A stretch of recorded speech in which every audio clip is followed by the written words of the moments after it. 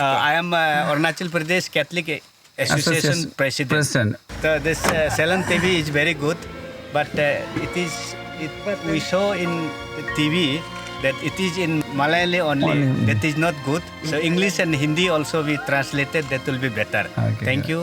Shalom ടിവിയുടെ കട്ട ഫാൻസിനെ നമ്മൾ ഇന്ന് പരിചയപ്പെടുന്നതാണ്.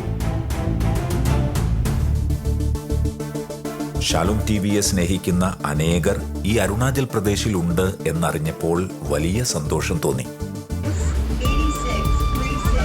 ദാപ്രജോയിലെ ഒരു പ്രഭാതം. 5 മണിക്ക് തന്നെ സൂര്യൻ ഉദിക്കുന്നതിനാൽ രാവിലെ 7 മണിക്ക് തന്നെ എല്ലാവരും തെരുവിൽ സജീവമായി.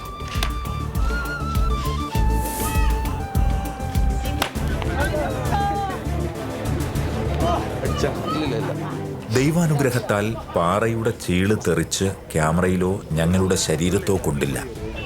കർത്താവിന്റെ സംരക്ഷണം. അതിന് ഒരു പ്രധാന കാരണമുണ്ട്. ഷാലോമിന്റെ നേതൃത്വത്തിന് ലഭിച്ച ദർശനപ്രകാരം ഞങ്ങൾ യാത്രയിലായിക്കൊള്ളട്ടെ, തെരുവിൽ ജനമധ്യത്തിലായിക്കൊള്ളട്ടെ, എവിടെയായാലും ഷൂട്ടിംഗ് തുടങ്ങുന്നതിന് മുൻപും ശേഷവും ഞങ്ങൾ ആ ദിവസത്തെ ഷൂട്ടിങ്ങിനെയും ഷാലോമിനെയും ഷാലോമിന്റെ എല്ലാ പ്രിയ പ്രേക്ഷകരെയും സമർപ്പിച്ച് പ്രാർത്ഥിക്കും. അത് ഷാലോമിന്റെ ശുശ്രൂഷയുടെ ആദ്യ നാൾ മുതൽ ഇപ്പോഴും ഗൗരവപൂർവ്വം തുടർന്നു പോരുന്ന ഒരു പ്രവർത്തന ശൈലിയാണ്. ഷൂട്ടിങ്ങിന് മുൻപും ശേഷവും സംരക്ഷണ പ്രാർത്ഥന ചൊല്ലും. അങ്ങനെയാണ് ഷാലോമിലെ എല്ലാ പ്രോഗ്രാമുകളും നിർമ്മിക്കപ്പെടുന്നത്. അതിനാൽ ഏതെങ്കിലും ഒരു അപകടഘട്ടത്തിൽ സ്വർഗീയമായ സംരക്ഷണം ഷാലോമിന്റെ എല്ലാ ശുശ്രൂഷകർക്കും ലഭിക്കുന്നു എന്നത് പരമമായ സത്യമാണ്. ദൈവത്തിന് എത്ര നന്ദി പറഞ്ഞാലും തീരാത്ത കാരണങ്ങളും ഇടയ്ക്ക് ഉണ്ടാകാറുണ്ട്. ആ കൃതജ്ഞതയർപ്പണം ഷൂട്ടിംഗ് പാക്കപ്പ് ആകുമ്പോൾ പ്രാർത്ഥനയിൽ സമർപ്പിക്കുകയും ചെയ്യും. അങ്ങനെ സത്യം പറഞ്ഞാൽ ഷാലോം പ്രാർത്ഥന കൊണ്ട് മാത്രം നിലനിൽക്കുന്ന ഒരു ആത്മീയ ശുശ്രൂഷ തന്നെയാണ്. ഒട്ടും പ്രതീക്ഷിക്കാതെയാണ് ഇപ്പോൾ തന്നെ കുറച്ച് അകലെ ഷൂട്ട് ചെയ്യുമ്പോൾ കണ്ടത്. പാറയുടെ ചീള് തെറിച്ച് ക്യാമറയുടെ ലെൻസിനെങ്ങാനും കൊണ്ടിരുന്നെങ്കിൽ. അങ്ങനെ എത്രയെത്ര അനുഭവങ്ങൾ. നന്ദി ദൈവമേ, 1000 നന്ദി.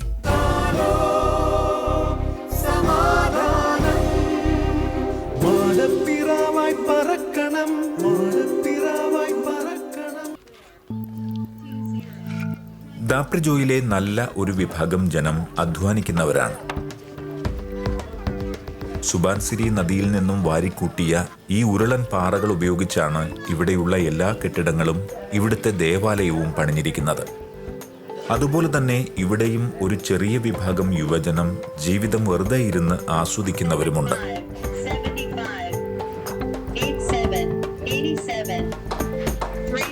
ഓരോ നാടിന്റെയും പുരോഗതി നിർണയിക്കുന്നത് ആ നാടിന്റെ ചുറുചുറുക്കുള്ള യുവജനതയാണ്. അത് മനസ്സിലാക്കി ഇവിടുത്തെ മിഷണറിമാർ വിശ്വാസികളായ യുവതയെ തന്നെ സന്ദേശവാഹകരായി അയക്കുന്നു. അത് ചിലപ്പോൾ ഒരു കലാരൂപത്തിലൂടെ ആയിരിക്കും ബോധവൽക്കരണം നടത്തുന്നത്.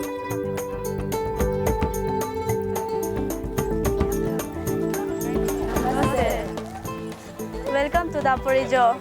We are the students of Sacred Heart School Daporijo. We would like to present a dance. Our dance is traditional. Kindly encourage us. Our favorite song is Mibo Yame for Salong TV. Hope you will enjoy it. Are you ready? Yes. Ready, 1, 2, 3, action.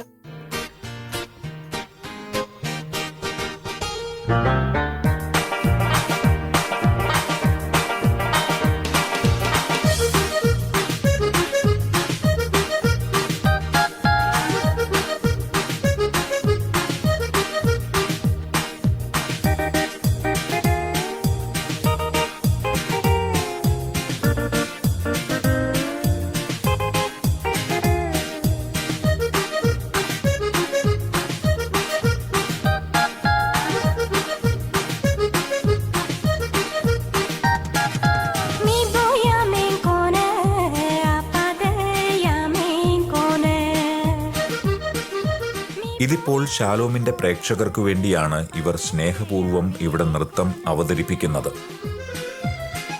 ക്യാമറയുടെ മുൻപിലായതിന്റെ ഒരു ചെറിയ ടെൻഷനൊക്കെ ഇവർക്കുണ്ട്.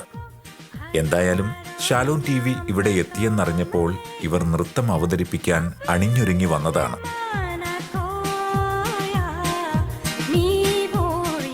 ജീവിതത്തിന്റെ മുഖ്യധാരയിലേക്കെത്താൻ ഇവർ ധൈര്യപൂർവ്വം ശ്രമിക്കുന്നതിന്റെ ഒരു സൂചന കൂടിയാണ് ഈ സമീപനം. പാവപ്പെട്ട ഈ ജനത്തിന്റെ ഉള്ളിൽ ഈ രംഗം ഷാലോം ടിവിയിലൂടെ ലോകം മുഴുവൻ ദൃശ്യമാകുന്നതിന്റെ ഒരു എക്സൈറ്റ്മെന്റും ഇവർ മിഷണറിമാരോട് പറഞ്ഞതായി അറിഞ്ഞു. അങ്ങനെയുള്ള പാഷൻ മനസ്സിൽ സൂക്ഷിക്കുന്ന എല്ലാ വിശ്വാസികളെയും ഷാലോം എന്നും പ്രിയ പ്രേക്ഷകരിലൂടെ പ്രോത്സാഹിപ്പിച്ചിട്ടേയുള്ളൂ. നമുക്കിവരുടെ ഈ പരിശ്രമത്തെ ആത്മാർത്ഥമായി പ്രശംസിക്കാം.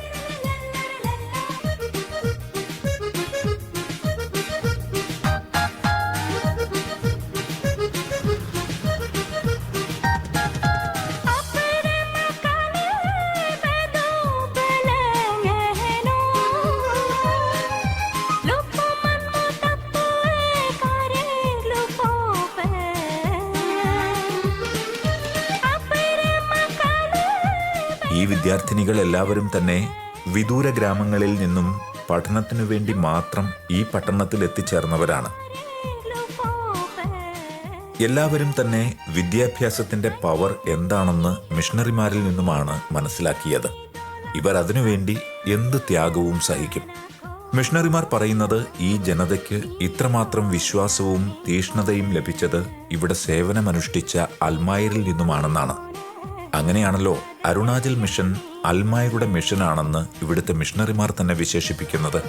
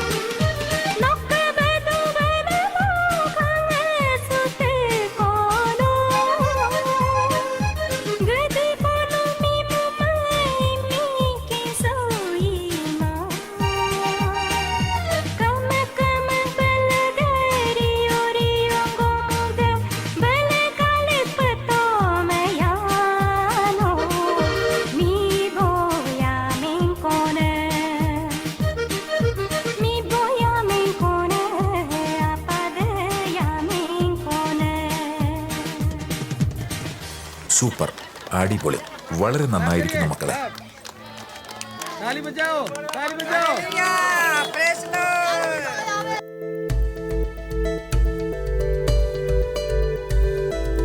ജയ് ജിഷു.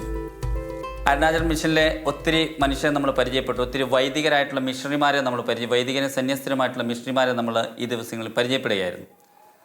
എന്നാൽ വൈദികരും സന്യസ്തരും മാത്രമല്ല, മറ്റ് സംസ്ഥാനങ്ങളിൽ നിന്ന് വന്ന, പ്രത്യേകിച്ച് കേരളത്തിൽ നിന്ന് വന്ന അൽമായരും ഇവിടുത്തെ ഈ അരുണാചൽ മിഷനെ പല വിധത്തിൽ സഹായിച്ചിട്ടുണ്ട്. ഏതാണ്ട് 50 വർഷങ്ങൾക്ക് മുമ്പ് തന്നെ ഇവിടുത്തെ പ്രധാനപ്പെട്ട പല ജോലികളും ചെയ്യുന്നതിനായിട്ട് ഇവിടെ നമ്മുടെ നാട്ടിൽ നിന്നും അനേകർ ഇവിടെ വന്ന് ജോലി ചെയ്യുകയും അതിൽ പലരും വലിയൊരു വിഭാഗം റിട്ടയർഡായി തിരിച്ച് നാട്ടിലേക്ക് പോയി കഴിഞ്ഞു. ഈ നാട്ടിലുള്ളവരൊക്കെ വിദ്യാഭ്യാസത്തിലൂടെ അവർ പല ജോലികളും ഏറ്റെടുത്ത് തുടങ്ങി. എങ്കിലും കഴിഞ്ഞ 33 വർഷമായിട്ട് ഈ അരുണാചൽ പ്രദേശിൽ ജോലി ചെയ്യുന്ന ഒരു വ്യക്തിയാണ് നമ്മോടൊപ്പം ഇന്നുള്ളത്. ജോസഫ് സാറ് എഡ്യൂക്കേഷൻ ഡിപ്പാർട്ട്മെൻറ്റിൽ 33 വർഷമായിട്ട് ജോലി ചെയ്യുന്നു. ഈ ഒരു മിഷൻ്റെ വളർച്ചയുടെ ഘട്ടങ്ങളിൽ ഏതാണ്ട് 1985 സാർ ഇവിടെ വന്നതാണ്. കഴിഞ്ഞ 33 വർഷമായിട്ട് ഇതിൻ്റെ വളർച്ചയുടെ ഓരോ ഘട്ടവും കണ്ടുകൊണ്ടിരിക്കുന്ന ഒരു മനുഷ്യനാണ് ജോസഫ് സാറ്. ഈ അവസരത്തിൽ നമുക്ക് ജോസഫ് സാറുമായിട്ട് സംസാരിക്കാം. ജോസഫ് സാറിൻ്റെ അനുഭവങ്ങൾ നമുക്ക് കേൾക്കാം. തീർച്ചയായിട്ടും അത് സാറിൻ്റെ മാത്രം അനുഭവമല്ല, അത് അരുണാചൽ മിഷൻ്റെ കഥ കൂടിയായിരിക്കുമെന്നതിൽ സംശയമില്ല. സാറ് വ്യക്തിപരമായിട്ട് സാറിനെ ഒന്ന് പരിചയപ്പെടുത്താമോ? സാറ് എവിടെ നിന്നാണ് നാട്ടിൽ? എൻ്റെ പേര് ജോസഫ്, വീട്ടുപേര് ആട്ടേൽ, തലശ്ശേരി ഉപതയിൽപ്പെടുന്ന എടൂർ ഇടവകാമമാണ്. ഇവിടെ അരുണാചൽ പ്രദേശിൽ 1985 മുതൽ ടീച്ചറായിട്ട് ജോലി ചെയ്യുന്നു. ഇപ്പോൾ ഒരു ഹയർ സെക്കൻഡറി അധ്യാപകനാണ്. സാറിൻ്റെ വീട്ടിൽ ആരൊക്കെയുണ്ട്? എൻ്റെ വീട്ടിൽ ഇപ്പോൾ അമ്മയുണ്ട്, സഹോദരങ്ങളുണ്ട്. മൂത്ത ജ്യേഷ്ഠനൊരു വൈദികനാണ്, തലശ്ശേരി ഉപദേവനാണ്. പേര് ഫാദർ മാണി ആട്ടേൽ. ഇപ്പോൾ Kunnoth good shepherd major seminary റെക്ടറാണ്. പിന്നെ ഒരു മൂത്ത സഹോദരി പ്രസൻറ്റേഷൻ കോൺവെൻറ്റൽ സിസ്റ്ററാണ്. ഡൽഹി സിസ്റ്റർ മെറിയം ഡൽഹിയാണ്. ബാക്കി സഹോദരൻ നാട്ടിൽ തന്നെയുണ്ട്. സാറ് ഈ കഴിഞ്ഞ കാലഘട്ടങ്ങളിൽ ഇവിടെ വന്നു 85 മുതൽ സാർ ഇവിടെ ഉണ്ടായിരുന്നെന്ന് പറഞ്ഞു. അതുകൊണ്ട് തന്നെ ഈ ദാപ്പോർജോ പ്രദേശങ്ങൾ മാത്രമല്ല, അലോങ് ആ പ്രദേശങ്ങളിലൊക്കെ സഭ പടർന്ന് തുടങ്ങിയ ഒരു കാലഘട്ടമാണ് 1980 മുതലുള്ള ഒരു കാലഘട്ടമാണ്. കാരണം 82-ലൊക്കെയാണ് പ്രേംഭായി ഒക്കെ ഈ നാട്ടിൽ വരുന്നതൊക്കെ. അപ്പോൾ ആ ഒരു വളർച്ചയുടെ ഘട്ടങ്ങളിലായിരുന്നു. അന്നത്തെ ഒരു കാലത്തെ സാഹചര്യങ്ങളെക്കുറിച്ചൊന്ന് പങ്കുവയ്ക്കാൻ സാധിക്കും? അന്ന് ഞങ്ങൾ 1985 വരുന്ന സമയത്ത് ഇവിടെ പള്ളിയില്ല, വൈദികരില്ല, കൂദാശിയില്ല, ഒന്നുമില്ല. പക്ഷേ എങ്കിലും വല്ലപ്പോഴുമൊക്കെ വളരെ ബുദ്ധിമുട്ടി സിസ്റ്റേഴ്സ്, അച്ഛന്മാർ, ഇപ്പോൾ പ്രേംഭായിയുടെ കാര്യം പറഞ്ഞു, പ്രേംഭായിയൊക്കെ എറണാകുളത്തിൽ കയറി വരാറുണ്ടായിരുന്നു മിഷൻ പ്രവർത്തനത്തിനായിട്ട്. അപ്പോൾ അവർ വരുമ്പോൾ അവർക്ക് താമസിക്കാൻ പോലും സൗകര്യമൊന്നുമില്ല. ഞങ്ങളുടെ കൂട്ടത്തിൽ പലപ്പോഴും അവർ താമസിച്ചിട്ടുണ്ട്. പരിമിതമായ സൗകര്യങ്ങളും ഉണ്ടായിരുന്നുള്ളൂ. ഗവൺമെൻറ് ക്വാർട്ടേഴ്സിലാണ് ഞങ്ങൾ താമസിച്ചിരുന്നത്. അവിടെയുള്ള സൗകര്യത്തിന് അവരൊക്കെ വളരെ സന്തോഷമായിട്ട് ഞങ്ങളുടെ ഒപ്പം കഴിയും. പിന്നെ വളരെ ഇൻറ്റീരിയർ സ്ഥലത്ത് അവർ പോയി മിഷൻ പ്രവർത്തനത്തിന് പോകും. അന്ന് ഫോൺ സൗകര്യം പോലും ഇല്ലായിരുന്നു. പോയി ഞങ്ങളുടെ ഒപ്പം താമസിച്ച് അവർ വളരെ ഇൻറ്റീരിയർ സ്ഥലത്തേക്ക് പോകും. പോയിട്ട് അവർ പിന്നെ തിരിച്ചു വരുന്ന ഒരു 10-15 ചിലപ്പോൾ 20 ദിവസമൊക്കെ കഴിഞ്ഞായിരിക്കും. വരുമ്പം വളരെ പ്രാകൃത കോലത്തിലായിരിക്കും തിരിച്ചു വരുന്നത് തന്നെ. അതെ, ഞങ്ങളുടെ അടുത്ത് വന്നിട്ടൊക്കെ ആയിരിക്കും കുളിച്ച് പിന്നെ ഫ്രഷായി പോകുന്നത്. പക്ഷെ അവർ താമസിക്കും തോറും ഞങ്ങൾക്കും ടെൻഷനാണ്. അവരുമായിട്ടൊരു കോണ്ടാക്റ്റും ഇല്ല. എന്ത് പറ്റി എന്നുള്ളൊരു ചിന്ത പലപ്പോഴും. കാരണം അവരെ മിഷൻ പ്രവർത്തനത്തിന് ഒരു ശല്യം ഉണ്ടാകാറുണ്ടായിരുന്നു. കാരണം എന്ത് സംഭവിച്ചു എന്നുള്ളൊരു ടെൻഷൻ ഞങ്ങൾക്കുണ്ടായിരുന്നു അവർ എത്തുന്നോടം വരെ. സാറൊരു ഗവൺമെൻറ് ഉദ്യോഗസ്ഥനായിരുന്നു. അന്ന് തന്നെ നിയമപ്രകാരം അങ്ങനെ ഒരു വൈദികർക്ക് പ്രവേശിക്കാനോ സുവിശേഷ പ്രഘോഷണത്തിനോ ഉള്ള അനുവാദമില്ലായിരുന്നു. അന്ന് സാറിൻ്റെ ക്വാർട്ടേഴ്സിൽ ഇവരെ താമസിപ്പിക്കുമ്പോൾ അതിനൊരു റിസ്ക് ഉണ്ടായിരുന്നു എന്നുള്ള കാര്യം സാറിന് അറിയാമായിരുന്നു? ആ റിസ്ക് ഉണ്ടായിരുന്നു. എപ്പോഴും ഞങ്ങളെ മാത്രമല്ല, മൊത്തത്തിൽ ക്രിസ്ത്യാനികൾ ഒരു സംശയത്തോടു കൂടിയാണ് ആൾക്കാരെ കണ്ടുകൊണ്ടിരുന്നത്. ഇവരുടെ ഉദ്ദേശം എന്താണ്, എന്തിനു വേണ്ടി വരുന്നു. ഇപ്പം ഞങ്ങൾക്കൊക്കെ പുറകെ ഒരുമാതിരി സ്പൈ വർക്ക് ഉണ്ടായിരുന്നൊക്കെ പറഞ്ഞു കേട്ടിട്ടുണ്ട്. ശരിക്കും പ്രൂഫൊന്നും കിട്ടിയിട്ടില്ല. സാറിനെയും ഇവരെ തട്ടിക്കളി ആക്കൂട്ടത്തിൽ സാറിനെയും തട്ടിക്കളയുന്നൊരു പേടിയൊക്കെ ഉണ്ടായിരുന്നു സാർ? അങ്ങനെ പേടിയില്ലായിരുന്നു. എങ്കിലും ചെറിയൊരു ഇവര് വരുമ്പോൾ ചെറിയൊരു ഉള്ളിലൊരു ഉണ്ടായിരുന്നു, ചെറിയൊരു ടെൻഷൻ ഉണ്ടായിരുന്നു.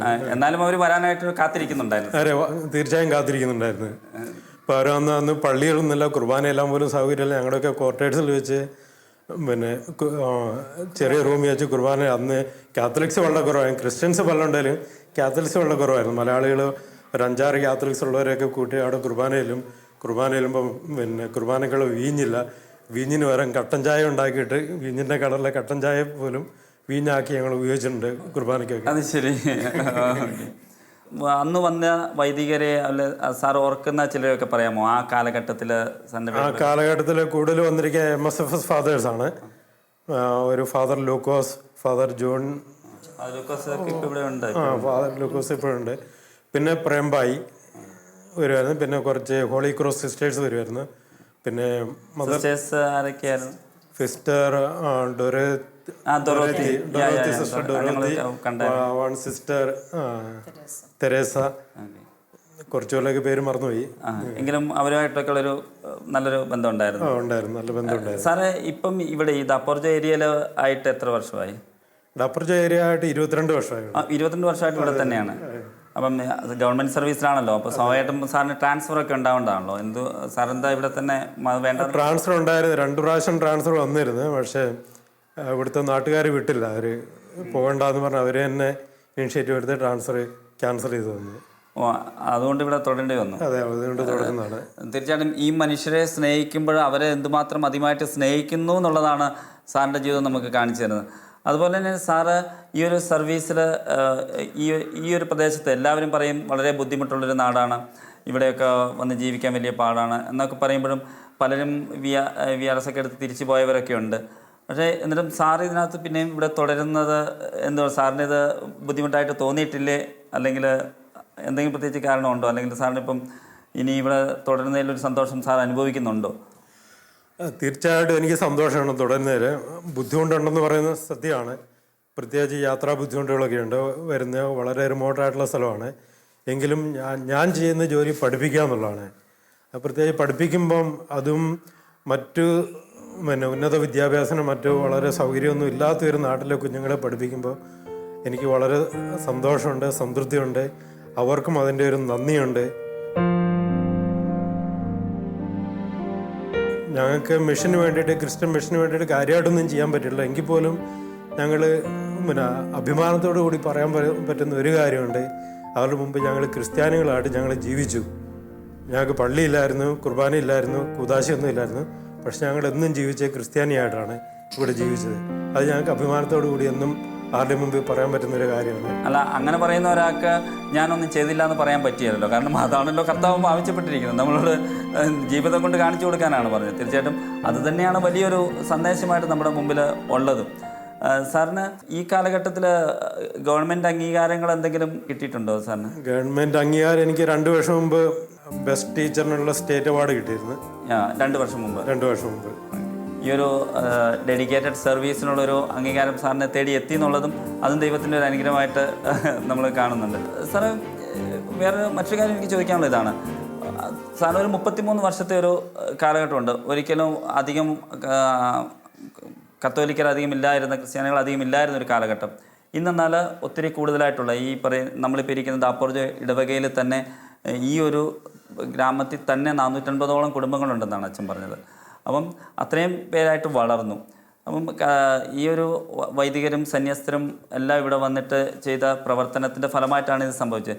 ഇത് ഏത് തരത്തിലാണ് ഒരു പുറത്തുനിന്ന് നോക്കുന്ന ഒരു വ്യക്തി എന്ന നിലയിൽ, ഒരു പ്രത്യേകിച്ച് എഡ്യൂക്കേഷൻ മേഖലയിൽ വർക്ക് ചെയ്യുന്ന ഒരു വ്യക്തി എന്ന നിലയിൽ ഇത് ഈ സമൂഹത്തെ എങ്ങനെ സ്വാധീനിച്ചിട്ടുണ്ടെന്ന് സാറിന് പറയാൻ സാധിക്കും? എങ്ങനെയാണ് ഇവർക്ക് പോസിറ്റീവായിട്ട് ഇവരെ സ്വാധീനിച്ചിട്ടുള്ളത്, അല്ലെങ്കിൽ ഇവരുടെ ജീവിതത്തിൽ എന്ത് മാറ്റമാണ് വരുത്തിയിട്ടുള്ളതെന്ന് സാറിന് പറയാൻ സാധിക്കും?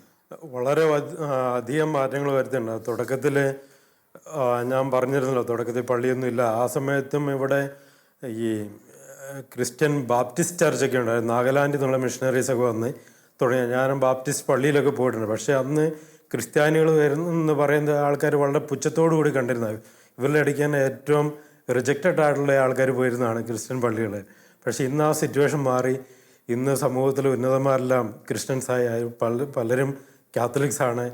രാഷ്ട്രീയ നേതാക്കന്മാരും ഉന്നത ഉദ്യോഗസ്ഥരും പലരും കാത്തലിക്സാണ്. അത് കാണുമ്പോൾ തന്നെ നമുക്ക് വളരെ സന്തോഷമുണ്ട്. പിന്നെ മറ്റൊന്നെന്ന് പറഞ്ഞാൽ ഇവരുടെ ഇടയ്ക്ക് വളരെ തിന്മകളുണ്ടായിരുന്നു. മദ്യപാനം, പിന്നെ ഡ്രഗ്സ്, പിന്നെ ഈ ബഹുഭാര്യാത്വം, അതുപോലെ വളരെയധികം തിന്മകളുണ്ട്. അതിനെല്ലാം വളരെ ക്രിസ്ത്യാനി ആയതിനു ശേഷം വളരെ കുറവാണ്. മൊത്തം സമൂഹത്തിൽ അതിൻ്റെ വ്യത്യാസം കണ്ടിട്ടുണ്ട്. മാത്രമല്ല ഇവിടുത്തെ ഈവൻ കച്ചവടക്കാരൊക്കെ മാർവാടികളും മറ്റു പുറത്തുനിന്നുള്ളവരൊക്കെയാണ്. അവർ തന്നെ ഈയിടെ ഒരാളെന്നോട് പറയാൻ തുടങ്ങി, ഈ സ്ഥലങ്ങളെല്ലാം ഭയങ്കരമായിട്ട് മാറിപ്പോയിരിക്കുന്നു, പഴയ സ്ഥിതിയല്ല ഇവിടെ. പണ്ടൊക്കെ ഒരു 5 മണിയാകുമ്പോൾ കടകളൊക്കെ അടച്ച് ഞങ്ങൾ പൂട്ടി വീട്ടിൽ പോകുമായിരുന്നു. ഇപ്പം ഞങ്ങളുടെ സൗകര്യത്തിനാണ് അടയ്ക്കുന്നത്. കാരണം എല്ലാവരും ക്രിസ്ത്യാനി ആയതോടുകൂടി ഭയങ്കര മാറ്റമാണ്. ആൾക്കാരെല്ലാം നന്നായി. അതിന് ഭയങ്കര ഒരു വ്യത്യാസം വന്നു. അത് തീർച്ചയായിട്ടും അതിൻ്റെ ക്രെഡിറ്റ് മിഷണറീസിന് പോകുന്നതാണ്. അത് പ്രധാനമായിട്ടും ഈ വിദ്യാഭ്യാസ മേഖലയിൽ കൂടെയുള്ളൊരു, അതെ, വിദ്യാഭ്യാസത്തിന് വലിയൊരു പാർട്ടായി വന്നിട്ടുണ്ട്. വിദ്യാഭ്യാസം ഒരു വലിയൊരു റോളാണ് വിദ്യാഭ്യാസം ചെയ്തിരിക്കുന്നത്. ടീച്ചറൊന്നും സംസാരിച്ചില്ല. എൻ്റെ പേര് ലില്ലി. ഞാൻ ചേർത്തല പനയ്ക്കൽ കുടുംബമാണ്. എന്നെ കല്യാണം കഴിച്ചിരിക്കുന്നത് ആട്ടയിൽ എടൂർ. ജോലി ചെയ്യുമായിരുന്നു? ഞാൻ ടീച്ചറായിരുന്നു. ഞാൻ ഇവിടുത്തെ ഹയർ സെക്കൻഡറി സ്കൂളിൽ ഞങ്ങൾ 2 പേരും അവിടുത്തെ ആദ്യം അലോങ്ങിലായിരുന്നു. അത് കഴിഞ്ഞ് ട്രാൻസ്ഫർ ആയിട്ട് പിന്നെ 2 പേരും ഇവിടെ വന്നു. ഈ മിഷണറിമാരുമായിട്ടുള്ള ടീച്ചറിൻ്റെ ഒരു ബന്ധത്തെക്കുറിച്ചൊന്നും, അല്ലെങ്കിൽ അവരുടെ വരവിനെ കുറിച്ചൊക്കെ മിഷണറി അവർ വരുന്നുണ്ടെന്ന് കേട്ടപ്പോൾ ഭയങ്കര സന്തോഷമാണ് ഞങ്ങൾക്ക്. പിന്നെ വന്നു കഴിഞ്ഞാൽ അവർക്ക് ആഹാരം ഉണ്ടാക്കുക, ഇന്നത്തെ പോലെയുള്ള ആഹാരമൊന്നും അങ്ങനെ കിട്ടുമൊന്നുമില്ലായിരുന്നു.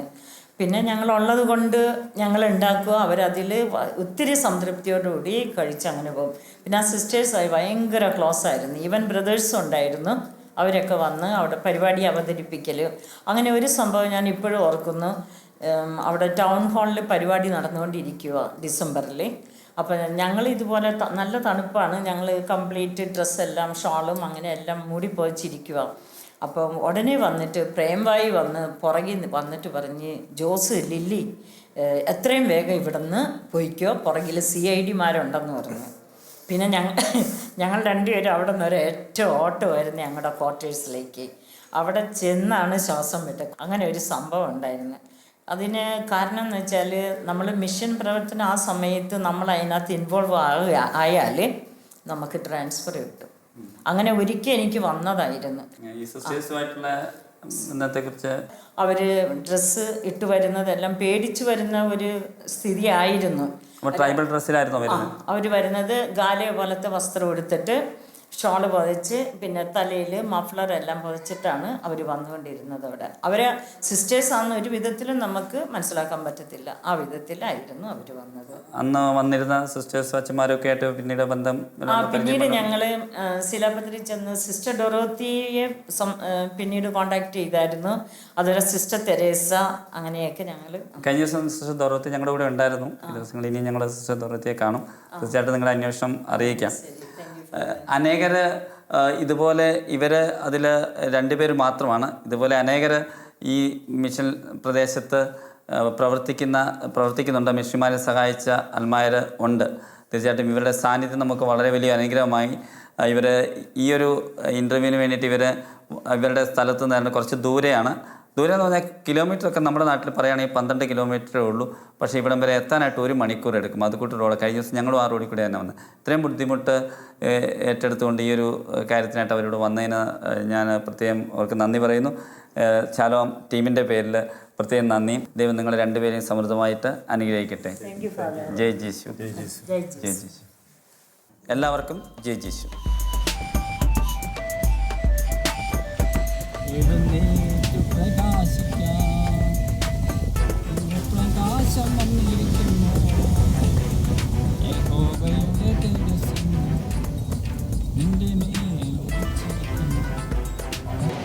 ബിജു അച്ഛൻ്റെ ഇഷ്ടപ്പെട്ട പാട്ടാണിത്.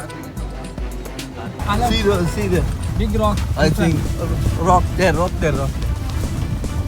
Rocky man. Mother കാണോ? Oh my God! If it wasn't moving, then that is the end. Mother കാണോ? What is that? Oh, it's a mother. And then.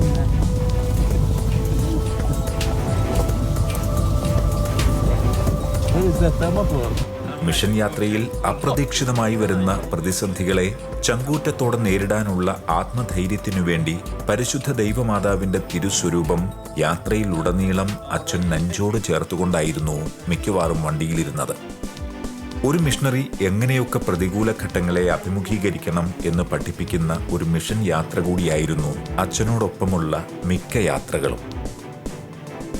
ഒരു കാര്യം പ്രത്യേകമായി എടുത്തു പറയേണ്ടത് നമ്മുടെ ഡ്രൈവർ വിനോദ് വാഹനത്തെ നിയന്ത്രിക്കുന്ന രീതിയെക്കുറിച്ചാണ്. ദീർഘക്ഷമയോടെ മാത്രമേ വാഹനം ഓടിച്ചിരുന്നുള്ളൂ. എതിരെ വരുന്ന വാഹനത്തിന് കൊടുക്കുന്ന പരിഗണന വിനോദിൽ നിന്ന് കണ്ടു പഠിക്കേണ്ടതാണ് എന്ന് തോന്നിപ്പോകാറുണ്ട്.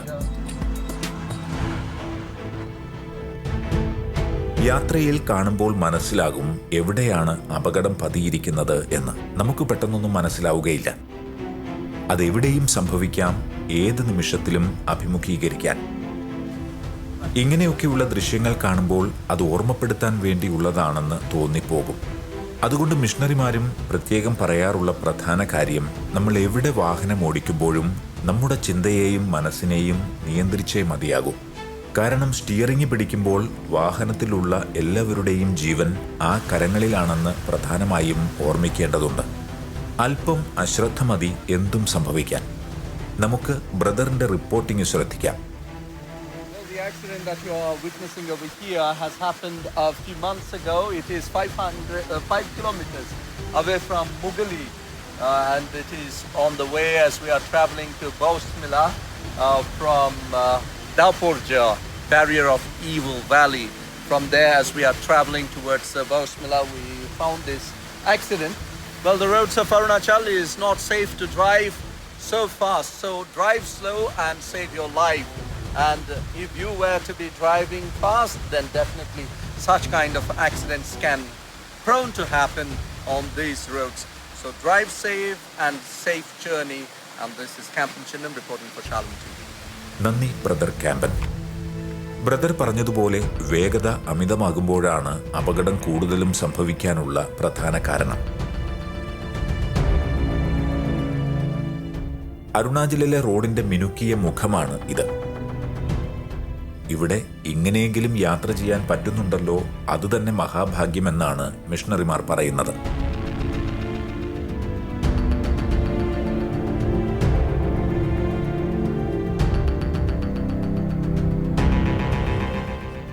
ഇവിടെ നിന്ന് ഇനിയും 17 കിലോമീറ്റർ യാത്ര ചെയ്യണമെന്നാണ് ഇവർ പറയുന്നത്.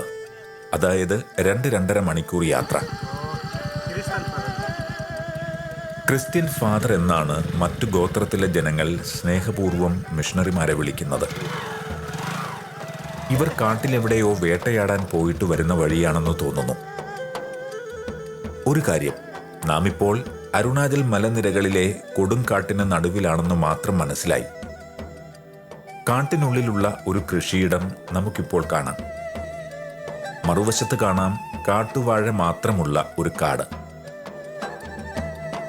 ഇതിന് ഒരു ലുക്കുണ്ടെന്ന് മാത്രമേ ഉള്ളൂ. ഇതിലുണ്ടാകുന്ന വാഴപ്പഴം കഴിക്കാൻ കൊള്ളില്ല.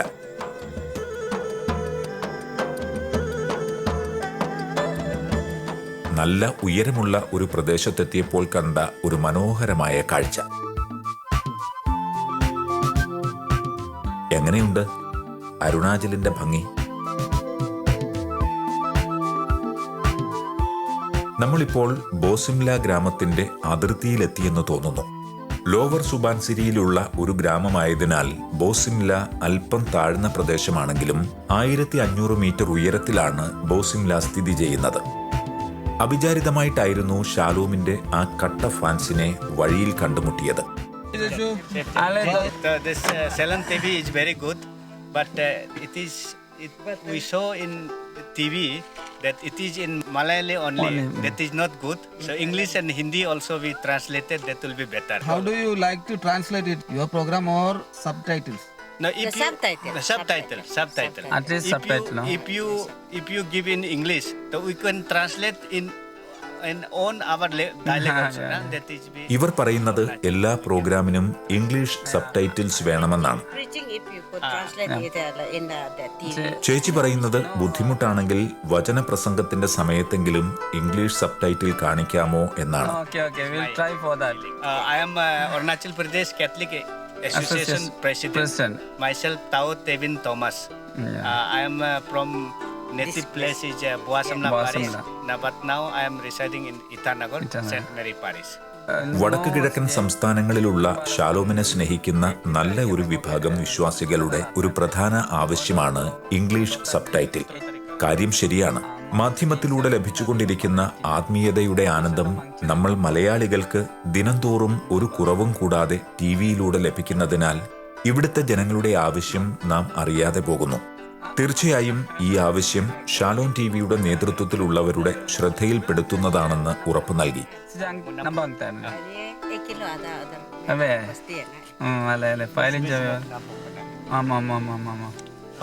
Okay, safe journey. Okay, thank you.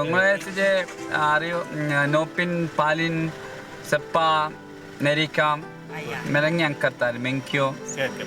Seppa, she is posted there in Seppa. I see. You are doctor. She's my daughter. I see. She's a doctor. I see. She's doctor now. Already appointed. Now already posted and joined. Okay. Okay. Actually, last year we have we had a doctor from Kerala. Because in Menkyo there was no doctors. We met them, no? Dr. Surya. Bishop's house we met. Yeah. Right. Because we did not have any doctors there. They are coming and going very fast. They are not staying back there. So seeing that, I invited her from Kerala, and she stayed. Last 19th, she went back after 1 year service. Okay, nice to see a doctor from our own place. Nice. Okay. And for the service of our people. Where did you study then? Beginning? I did my MBBS from Jukmar. Then I did my MS ophthalmology. Okay. In Maulana Azad. Ophthalmology. ഈ ഗ്രാമത്തിന്റെ സ്വന്തം doctor. നമുക്ക് ദൈവത്തോട് നന്ദി പറഞ്ഞേ മതിയാകൂ. കാരണം മിഷണറിമാർ കാട്ടിന് നടുവിലുള്ള ഈ ഗ്രാമത്തിൽ വന്നില്ലായിരുന്നുവെങ്കിൽ ഇപ്പോൾ നാം പരിചയപ്പെട്ട ഈ ഡോക്ടർ ഉണ്ടാവില്ലായിരുന്നു. ഗോത്രവർഗക്കാരുടെ മറ്റു വല്ല തൊഴിലുമൊക്കെ ചെയ്യുന്ന ഒരു വ്യക്തിയായേനെ. അതുപോലെ നമ്മുടെ കാര്യം പറഞ്ഞാൽ തന്നെ നമ്മുടെ നാട്ടിലും മിഷണറിമാർ പണ്ട് വന്നില്ലായിരുന്നെങ്കിൽ എന്താകുമായിരുന്നു നമ്മുടെ സ്ഥിതി? ഇതേക്കുറിച്ച് നാം വല്ലപ്പോഴുമൊക്കെ ചിന്തിക്കുന്നത് നല്ലതായിരിക്കും. സഭയുടെ വിദ്യാഭ്യാസ പ്രവർത്തനങ്ങളെ വളരെ വിമർശനാത്മകമായിട്ട് സമീപിക്കുന്ന ഒരു കാലഘട്ടത്തിലാണ് നമ്മൾ ജീവിക്കുന്നത്. പക്ഷേ അരുണാചൽ സഭയെ സംബന്ധിച്ച് പറയുകയാണെങ്കിൽ ഈ ഒരു സഭയുടെ ജനനവും വളർച്ചയും വിദ്യാഭ്യാസവുമായിട്ട് അഭേദ്യമായിട്ട് ബന്ധപ്പെട്ടിരിക്കുന്നു എന്ന് പറയാൻ പറ്റിയല്ലേ? ഇതിൽ എനിക്ക് രണ്ട് കാര്യം പറയാനുണ്ട്. ഒന്ന്, ഈ വിമർശനം ചെയ്യുന്ന ആൾക്കാരോട് ഒരു കാര്യം പറയാനുള്ളത് ഇതാണ്. ഈ ഒരു 50-60 കൊല്ലം മുമ്പ് നമ്മുടെ കേരളത്തിൽ ആരും ഇതിനെ വിമർശിച്ചിട്ടില്ല. കാരണം അത് നമുക്കൊരു ആവശ്യമായിരുന്നു. വേറെ ആ ആവശ്യം സഭ നിറവേറ്റി. അതുകൊണ്ടാണ് ഇപ്പോൾ നമ്മുടെ കേരളത്തിലുള്ള ആൾക്കാരെല്ലാം വിദ്യാഭ്യാസപരമായിട്ട് ഇന്ത്യയിൽ ഏറ്റവും മുന്നോട്ട് വന്നിരിക്കുന്നത്. അതുകൊണ്ട് അങ്ങനെ ഒരു സിസ്റ്റം സഭ ഉണ്ടാക്കിയതിനെ നമ്മളെല്ലാം പുരോഗതി പ്രാപിച്ചു കഴിഞ്ഞിട്ട് വിമർശിക്കുന്നതിൽ കാര്യമില്ല. കാരണം അത് ശരിയല്ല. കാരണം സഭയുടെ പ്രവർത്തനം മൂലമാണ് നമ്മൾക്ക് ഈ പുരോഗതി കിട്ടിയിരിക്കുന്നത്. ഇപ്പോൾ ലോകം മുമ്പോട്ട് പോയി ധാരാളം വിദ്യാഭ്യാസ സ്ഥാപനങ്ങളൊക്കെ ഉണ്ട്. സഭയും ആ പതിയിൽ ആ ലെവലിൽ നിൽക്കണം. അതിന് വേണ്ടിയിട്ട് നല്ല മോഡേൺ എഡ്യൂക്കേഷൻ ഇൻസ്റ്റിറ്റ്യൂഷൻ സഭ ഉണ്ടാക്കണം, കേരളത്തിൽ ഉണ്ടാക്കണം. അങ്ങനെ ഉണ്ടാക്കുമ്പോൾ അതിനെ വിമർശിച്ചിട്ട് കാര്യമില്ല. കാരണം കാര്യമെന്നല്ല, അത് ശരിയല്ല എന്നുള്ളതാണ് പറയാനുള്ളത്. രണ്ടാമത്തെ കാര്യം ഞാൻ പറയാനുള്ളത് നമ്മുടെ വടക്ക് കിഴക്കൻ മേഖല നോർത്ത് ഈസ്റ്റിലുള്ള സിറ്റുവേഷനാണ്. സഭ ഇവിടെ പ്രവേശിച്ചു കഴിഞ്ഞപ്പോൾ സഭ കണ്ടത് ഏറ്റവും വലിയ ആവശ്യം ഇതാണ്. അന്ന് കേരളത്തിൽ 100-150 കൊല്ലം മുമ്പ് എന്താ ആവശ്യം ഉണ്ടായിരുന്ന ആ ഒരു സിറ്റുവേഷനിലാണ് ഇവിടെ. ധാരാളം വില്ലേജുകളിൽ ഒറ്റ സ്കൂൾ പോലും ഇല്ല. ഉള്ള സ്കൂളിൽ ഒറ്റ ടീച്ചർ പോലും പഠിപ്പിക്കാൻ വരുന്നില്ല. അവർ ശമ്പളവും പറ്റി വീട്ടിലിരിക്കുകയാണ്. അങ്ങനെയുള്ള സമയത്ത് ആൾക്കാർ പള്ളി അടുത്ത് വരുമ്പോൾ അവർ ആദ്യമേ ചോദിക്കുന്നത് ഇതാണ്: പള്ളി വയ്ക്കാനോ വലിയ കാര്യങ്ങൾ ചെയ്യാനല്ല, ഞങ്ങൾക്കൊരു പ്രൈമറി സ്കൂൾ ഉണ്ടാക്കി താട്ടെ. ഞങ്ങളുടെ ആവശ്യം ഇതാണ്. ഞങ്ങളുടെ കുട്ടികളെ എഴുതാനും വായിക്കാനും പഠിപ്പിക്കണം. അങ്ങനെയുള്ളൊരു സമൂഹത്തിലേക്കാണ് സഭ ഇറങ്ങിച്ചെന്ന് എല്ലാ സ്ഥലത്തും എല്ലാ ഇടവകളിലും പള്ളിക്കൂടങ്ങൾ സ്ഥാപിച്ചു. എല്ലാ പള്ളികളിലും പള്ളിക്കൂടങ്ങൾ സ്ഥാപിച്ചു, പണ്ട് കേരളത്തിൽ ചെയ്തതുപോലെ. ബോസിംലയിലെ രസകരമായ വിശേഷങ്ങളുമായി അടുത്ത എപ്പിസോഡിൽ കാണാം. ജയ് ജിസു.